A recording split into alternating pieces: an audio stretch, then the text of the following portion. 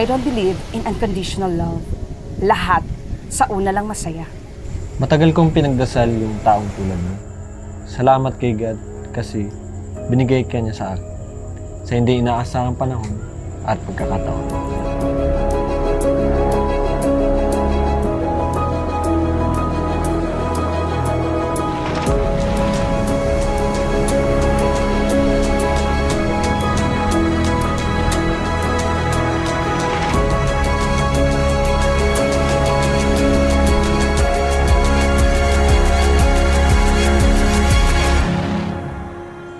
Grabe ang love ni Lord sa atin.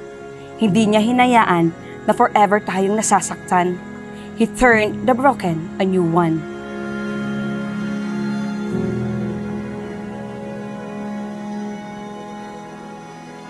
Ginawa niyang posible ang imposible.